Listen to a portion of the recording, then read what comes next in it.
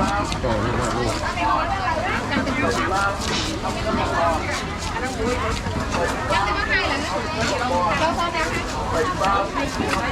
Hai có hai, trăm tiền có hai.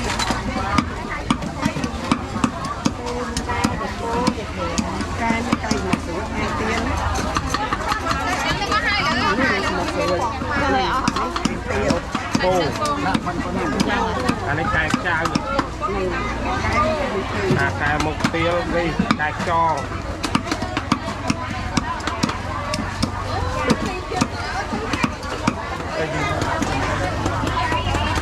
Cái cái này nhiều nó có tiền gì sao?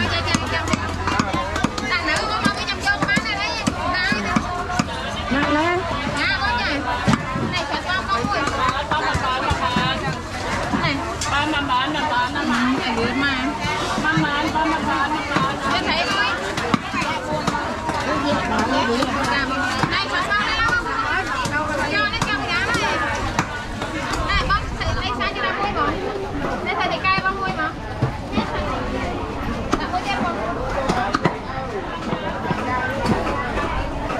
Chọn cái xe của cái chân vô hỏi thử. Này ta không này ta.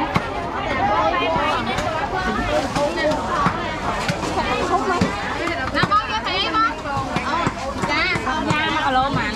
Tập da này, má á. Con này nè to mày nè. Hả? Dạ. Mặt má á. Vậy mà. Mày bay cái lá này. À con dạ con. Dạ con phải cho to này. Ở đấy to mày nói to mày. Tôi mua phải thịt bơ. Mở cái con thèm nè. Còn mở nó có lá. Cái thôi vậy thôi nè ha. Thịt nè, ký thịt. Không mày nè nè. Mày phải chăm tiền ăn cái con đấy rồi. Anh hỏi tao thèm mới có đây nhưng mà nó. Thèm mấy chim con thèm thôi đâu. Bố nhưng mà tao thèm mới nó. Dạ đâu nghe bông đâu nghe. Nó bệnh phí. Nghe đấy bông. Nghe nè. Bông đi bao đó bông. Mày đang có gì anh vô anh vô. Anh bị bao sao thế nè. Tôi ăn lên gì đó nha. Ai lấy thầy bạn này. Mày con tóc tay đó cho mày. Mày tua pháo cái. Bố thầy mấy ấm anh. Mượn bay bông.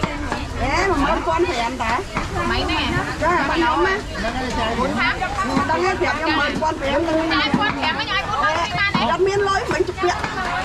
Rồi về. Nên được pi con đi tao đã sắp áo áp lên nhưng tao đã dùng cái con thì tiền mấy áo bay con này. Con thì con thèm. Mình còn sắp cái đây dùng cái việc thì tao mới lấy áp vào nhau. Hãy subscribe cho kênh Ghiền Mì Gõ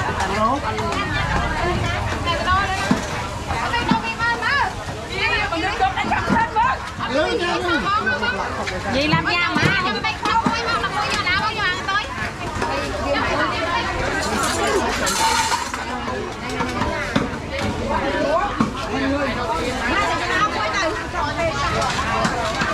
anh em đưa thịt ra hai đưa thịt ra cho mấy con ruột.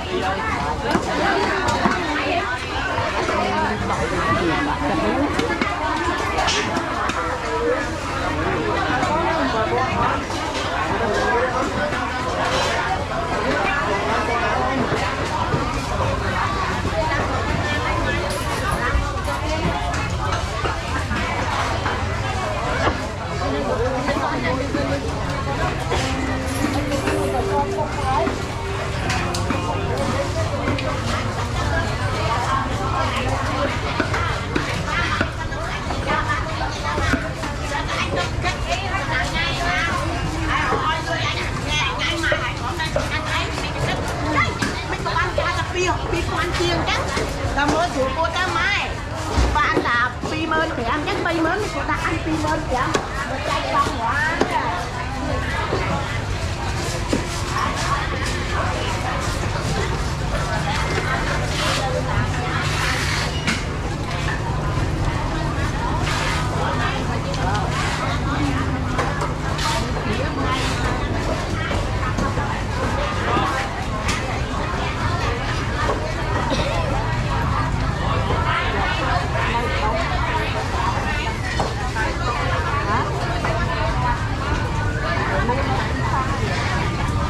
Cứ có đấy mà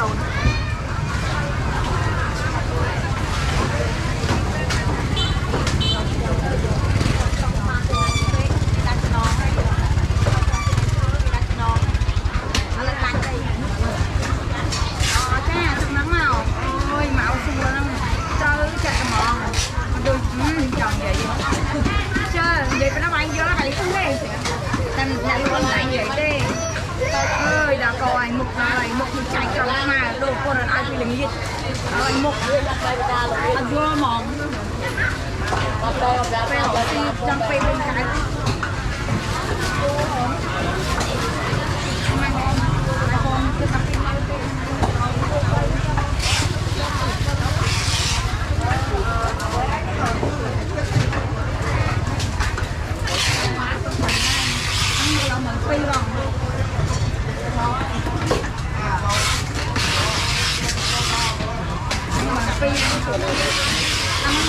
ăn bảy con nó bỏng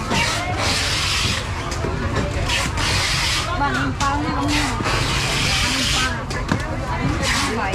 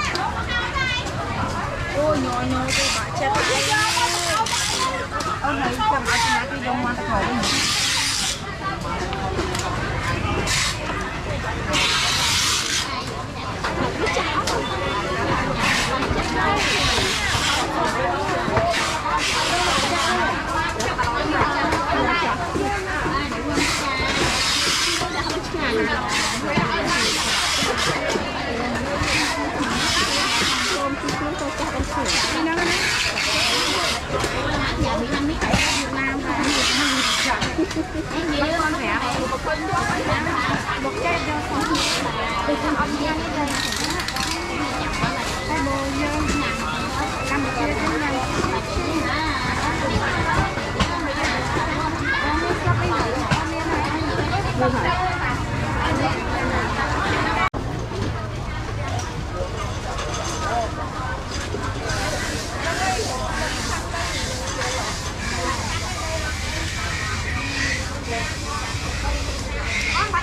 kênh Ghiền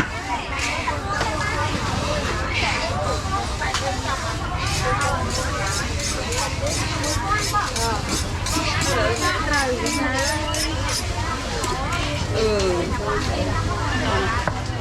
để không bỏ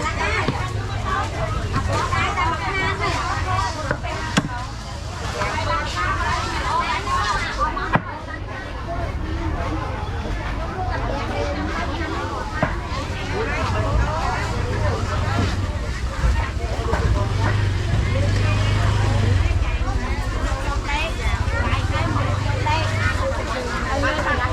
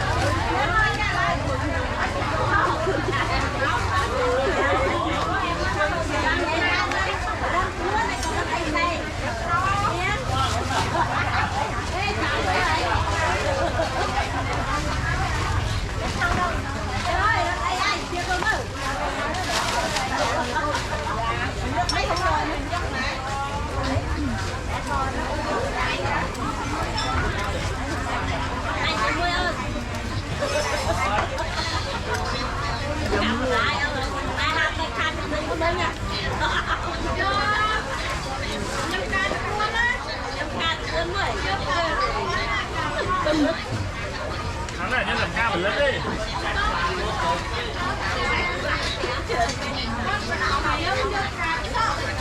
Nó bơ mình lấy đi khoan hả?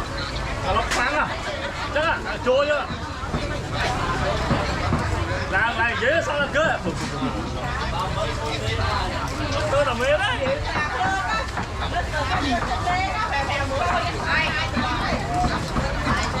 Có không phải? Mưa rồi, cái con tinh ấy anh. Cái à?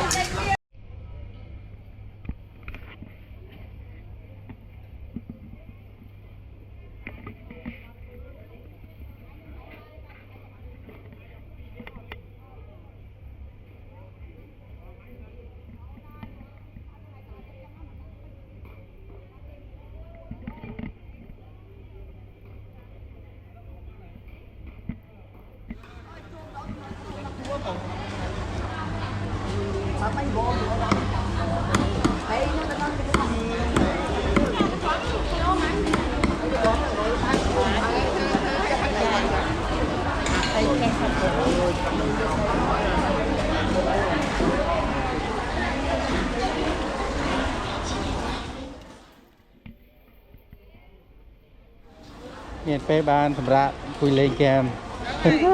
Tôi tao có phê rô môi ấy chứ. Rồi chưa? Để cây thuận như là đây. Quan này nó nhỏ.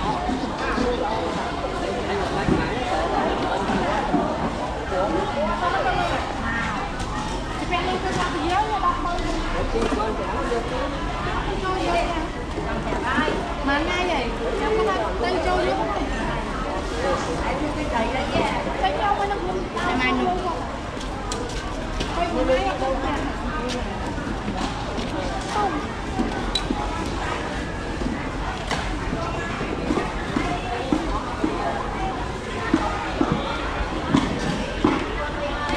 Mau vô thầy cô ở túi môi.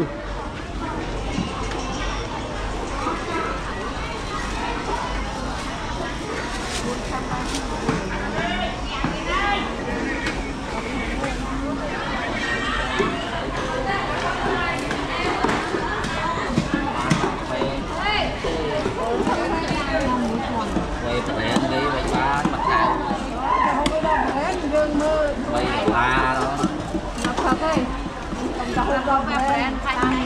đó nhưng mà thả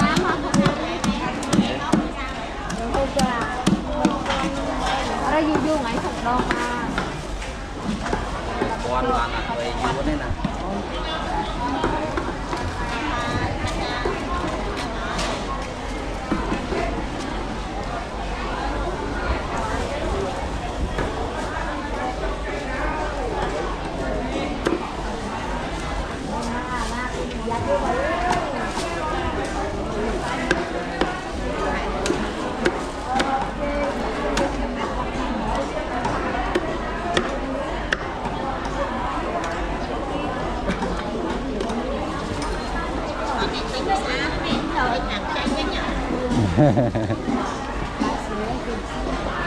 Rồi đập lại đặc biệt lại sẽ ga xe cái hồ ta cho một chiếc cái đó đặc kỳ mi còn chiếc kia nó nằm rất mấy cái Chị camera kia bóng luôn.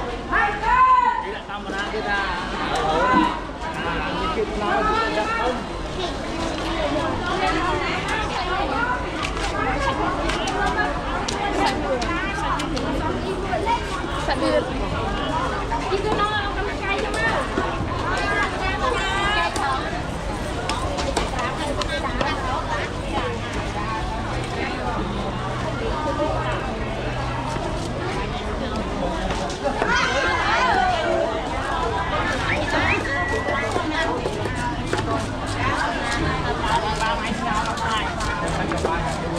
Thằng hồ mà bay mơ luôn quay đẹp rồi và đi vào mơ đẹp mơ đẹp mà đi mơ mà này tụi em chăm Câu tách nước này, câu ra rồi. Cháu cái nào phải lương. Bạn nào về hai nó vào tham nó còn qua đến 7 năm các bạn. Nó cao chưa? Nè. bao nhiêu mấy kilo Kilo mấy nữa? Tầm nào nó ngang chưa sao?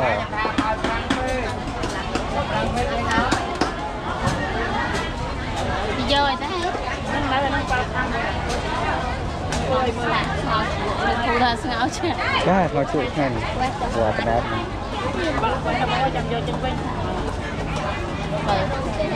Ủa mày cho tao. Mày nhớ con lên. Cái vô một mặt đấy. Đây còn đây cho dùng tay nha.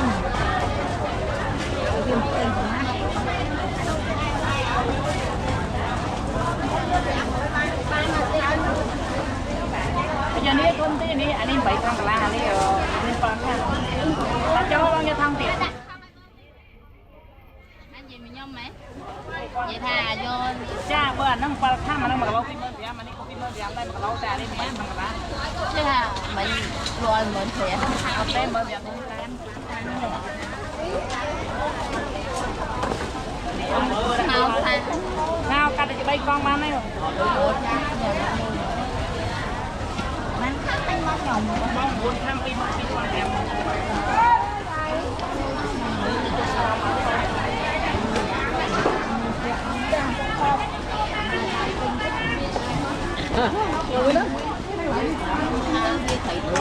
năm cây cà lỗ chợ năm mà cà lỗ còn không nhưng là hốt nên sòng khẽ miên mua mà điện cài không cài còn lần sò cà lá hết con này cà lỗ tới anh ấy còn ba thăm đấy cái điện phần thử hết ông khâu hay con mai mà tới tập bên ngay á nè anh em bảy khăn stern này hộp sạc con mai con mai hộp chân ở hai không phải ôm miên phải lẽ sao thế không ơi mà lỗ bay mơ miền trần đánh mã không phải lẽ môi kia cái mà cả mai gì quên cái này đang cho tôi về ngay nha nè nè một chân có hai con này ăn bằng nó thế phân thái con này chùm hoa với nơi là sai thế chân với của cục đây mà cả lỗ nữa con chân với của cục đây mà chân lên cho nếu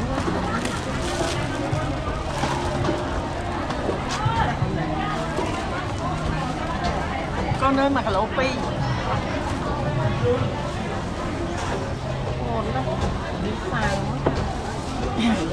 tôi thấy nhom môi nhom nhũ là nhưng mà không tập con quá hoặc mà cả lấy thôi mày không phân ông sáng Nó cả có cái mà gì?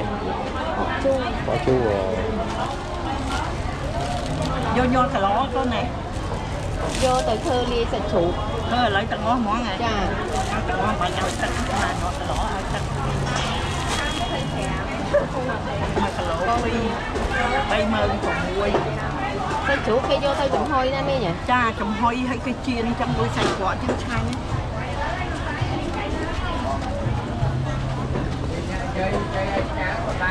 ấy bay mơ còn muối ăn chứ mà mơ luôn á con sáng nhá nè bay mơ mồi con xảy ra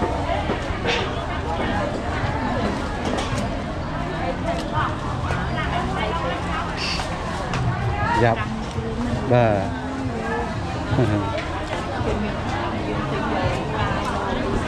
Bà.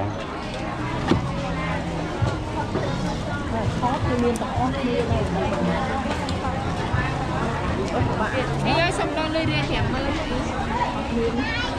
ăn đi uống con một đứa được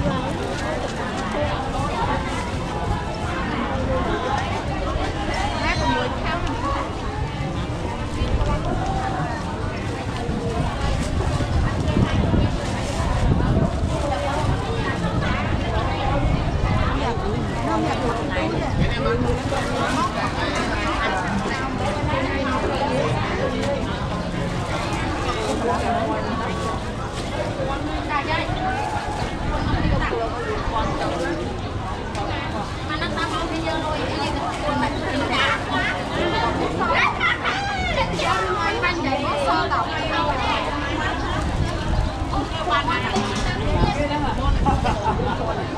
cháu đi cô lại lên rồi.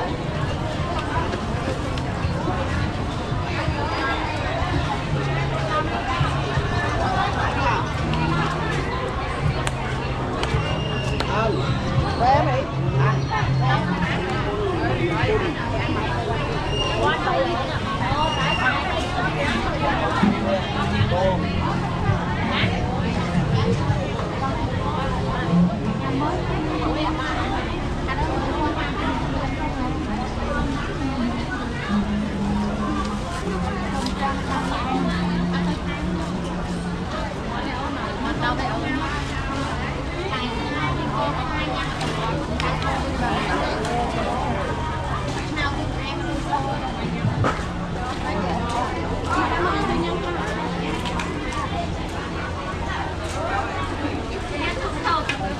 Cô định mới bự ha. Trai thì mới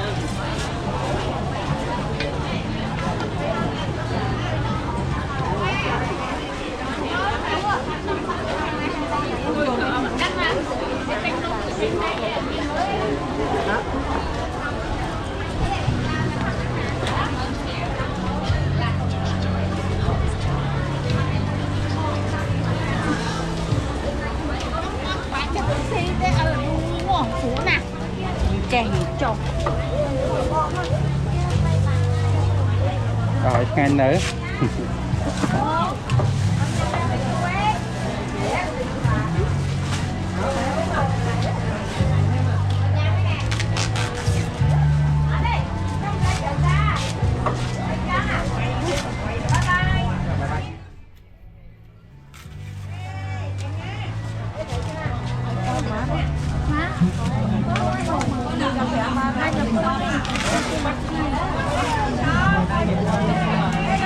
hỏi pi pi mất anh áp em vô pi pi mất tôi đi ngay nhở coi nơi giờ tôm tôm đúng không vô bốn mất giờ này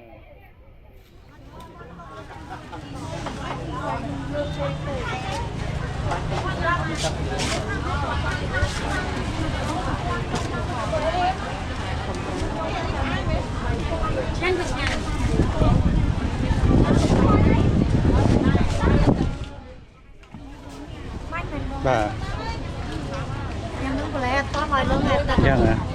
Ô mạn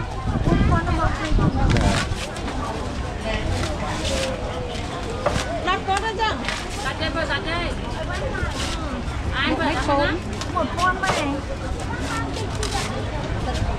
chỗ lên em mua con trang bảo con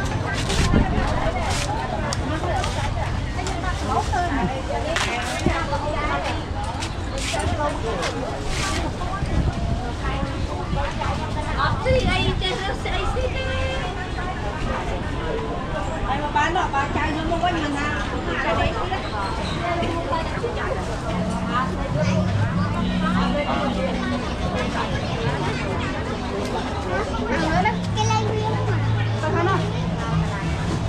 mày tin chưa đâu đó mày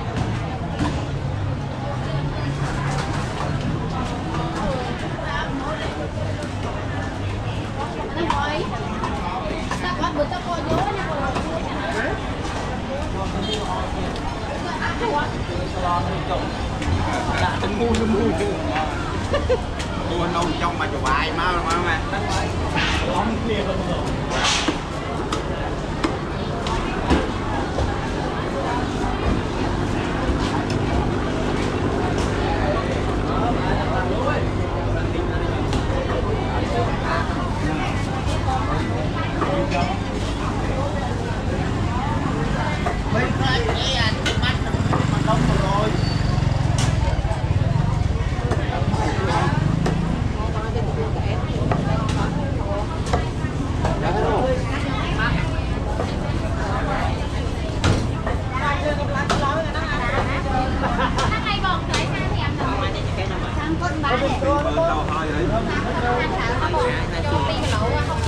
Gà bà táp nha. Gà bà táp ấy.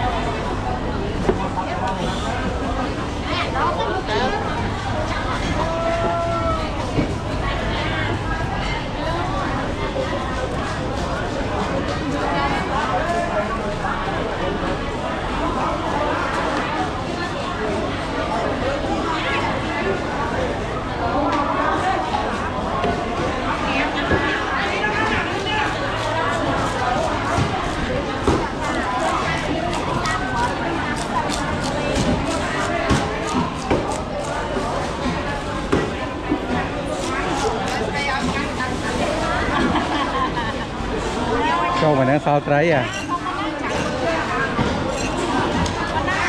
nè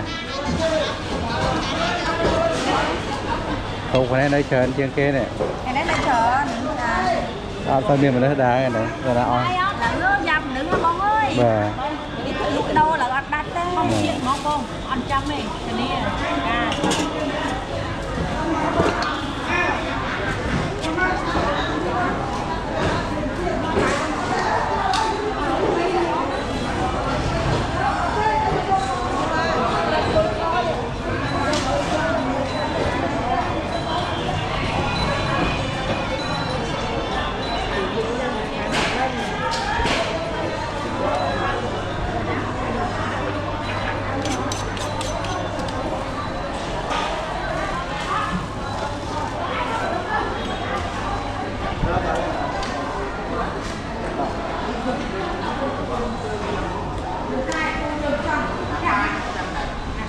ba năm chục này con vì sớm ấy mà con kia mi nó